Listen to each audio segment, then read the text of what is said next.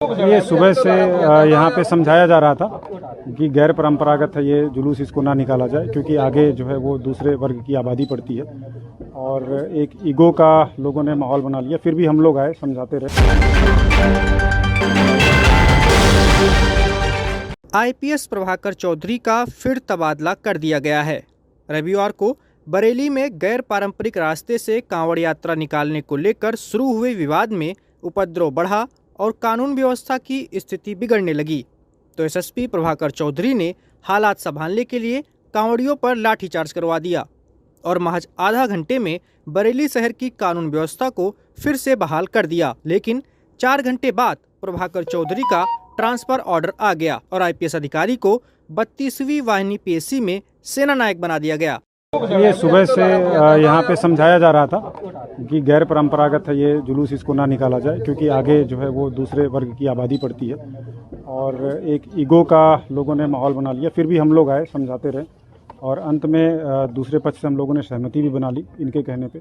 और जब फिर दोबारा बात करने आए तो कुछ खुराफाती लोग उसमें आकर के शामिल हो गए। ऐसी भी आशंका कि 2-4 लोग उसमें दारू पी के आ गए और फिर ये ज़बरदस्ती ले जाने की कोशिश करने लगे और ये लगा कि इससे शांति भंग हो सकती है और ये गैर परंपरागत तरीके से अगर निकलेगा तो फिर आगे के लिए भी और भी समस्याएं आएंगी। काफ़ी समझाया गया, लगभग 4 घंटे, लोग नहीं माने। उसके बाद फिर ये एग्रेसिव होने लगे, पीछे डीजे करके बहुत ही अभद्रता और सारी चीज़ें करना शुरू कर दिए और उसमें जो है किसी ने कुछ ऐसा भी प्रतीत हो रहा है कि इनके पास कुछ अवैध वेपन भी थे, कट्टा भी था किसी के पास, ऐसी सूचना मिली। उसके बाद ये निर्णय लिया गया और इन पर हल्का बल प्रयोग करके भीड़ को डिस्पर्स कर दिया गया। हम इसमें कठोर धाराओं में मुकदमा लिख रहे हैं कि गैर परंपरागत तरीके से माहौल को ख़राब करने के लिए इस तरह का प्रयास किया गया है। अभी सारे जगहों पे शांति है, हमारी पुलिस जो है वो पेट्रोलिंग कर रही है और जो भी लोग इसमें हैं, जो लोग इस तरह का प्रयास किए, सारे लोगों के सीसीटीवी फुटेज और वीडियोज़ हमारे पास हैं, कैमरे लगे हुए हैं, चिन्हित करके सभी के खिलाफ कठोर दंडात्मक कार्रवाई की जाएगी। अरेस्टिंग हुई है कुछ लोगों की? नहीं, अभी 1-2 लोग शायद डिटेन किए गए हैं। हम पहचान रहे हैं, पहचान में है क्योंकि हम लोगों के सामने की बात है। इसमें सारे लोगों की अरेस्टिंग की जाएगी और तगड़ी कठोर कार्रवाई की जाएगी। आगे सोमवार को ऐसी और कोई घटनाएं ना हो तो 4 नहीं, क्लियर कट सीधा सा मैसेज है। फोर्स डिप्लॉय थी, लोगों को समझाया गया, ऑलरेडी पहले से फोर्स थी। हमारा मुख्य उद्देश्य है कि आपस में कोई लड़ाई झगड़ा ना होने पाए, लेकिन अगर कोई भी जबरदस्ती या गैर परंपरागत या जिद करने की कोशिश करेगा तो हम उसको कठोरता से निपटेंगे। 2010 बैच के प्रभाकर चौधरी के लिए ट्रांसफर कोई नई बात नहीं है।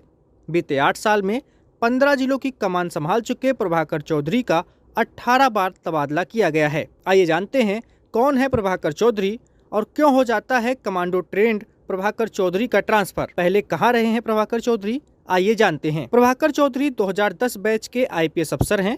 मूलतः अम्बेडकर नगर के रहने वाले हैं। बेसिक ट्रेनिंग के बाद प्रभाकर ने बतौर अंडर ट्रेनिंग एसएसपी नोएडा में ज्वाइन किया था। उसके बाद उन्हें एसएसपी के पद पर ही आगरा, जौनपुर और फिर वाराणसी भेजा गया। कानपुर नगर के एसपी सिटी तक वो रहे हैं। जिले में कमान संभालने की बारी आई तो प्रभाकर चौधरी की पहली पोस्टिंग यूपी के आखिरी छोर में बसे जिले ललितपुर से हुई।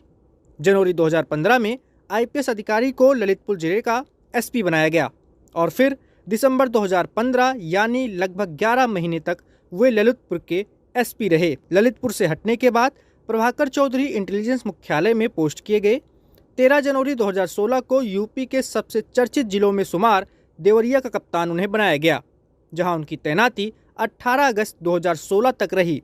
देवरिया के बाद प्रभाकर चौधरी को सीधे बलिया का कप्तान बनाया गया, जहां पर वो 15 अक्टूबर 2016 यानी 2 महीने ही बलिया के कप्तान रहे। बलिया के बाद इस आईपीएस अफसर को कानपुर देहात का कप्तान बनाया गया। सत्ता परिवर्तन हुआ, भाजपा सत्ता में आई तो 28 अप्रैल 2017 को प्रभाकर चौधरी का कानपुर देहात से महज 5 महीने में ही तबादला कर दिया गया और एटीएस भेज दिया गया। फिर 23 सितंबर 2017 तक प्रभाकर चौधरी यूपी एटीएस में तैनात रहे। 24 सितंबर 2017 को प्रभाकर चौधरी को बिजनौर जिले का कप्तान बनाया गया। बिजनौर में भी 6 महीने पूरे नहीं कर सके वो और 19 मार्च 2017 को उन्हें बिजनौर से हटा दिया गया। इसके बाद 3 दिन बाद ही प्रभाकर चौधरी को मथुरा जैसे बड़े जिले का कप्तान बनाया गया। मथुरा में कई पुरानी लूट की घटनाओं का खुलासा हुआ। बड़े चांदी व्यापारियों के अवैध धंधों पर नकेल कसी गई। अपराधियों के लिए जीरो टॉलरेंस की नीति का पालन करने वाले प्रभाकर चौधरी की मथुरा के स्थानीय नेताओं से नहीं बनी और उनका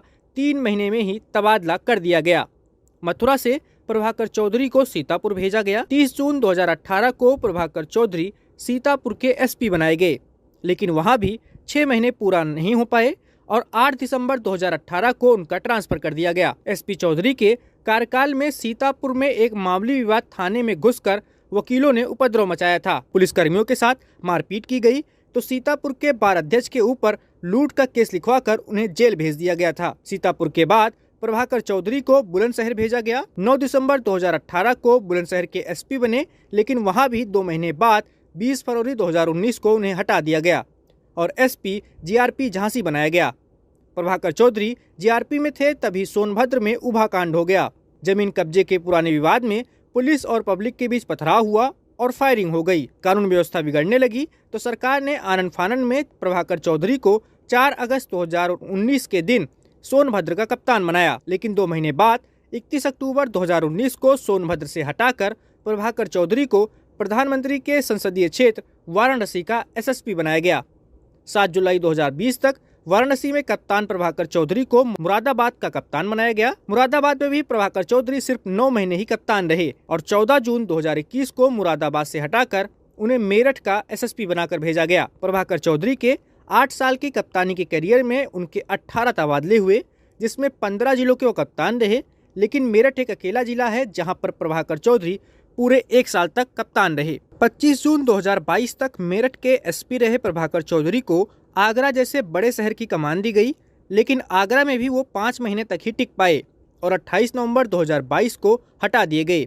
आगरा से हटकर पीएससी सीतापुर उन्हें भेजा गया और 12 मार्च 2023 को प्रभाकर चौधरी को बरेली का नया एसएसपी बनाया गया, लेकिन बरेली में भी प्रभाकर चौधरी 4 महीने तक ही रह पाए और 30 जुलाई 2023 को बरेली एसएसपी से हटाकर 32वीं वाहिनी लखनऊ का सेनानायक बना दिया गया। बता दें, ट्रेनिंग कार्यकाल को हटा दे तो जनवरी 2015 से जुलाई 2023 यानी कुल 8 साल के करियर में प्रभाकर चौधरी का 18 बार तबादला किया गया, जिसमें 15 जिलों की कप्तानी भी शामिल हैं। झांसी जीआरपी में एसपी के बंगले के अवैध कब्जे का मामला हो, सोनभद्र का उम्भा कांड हो, सीतापुर में वकीलों का उपद्रव हो, मथुरा में स्थानीय नेताओं से गतिरोध या फिर बरेली में कांवड़ियों के उपद्रव को रोकने की कोशिश, प्रभाकर चौधरी ने हमेशा जिले की कानून व्यवस्था से कोई समझौता नहीं किया। वह फिर अपराधी हो या भाई कोई बड़ा सत्ताधारी दल का नेता, अपराधियों के लिए जीरो टॉलरेंस पर काम करने वाले प्रभाकर चौधरी की गिनती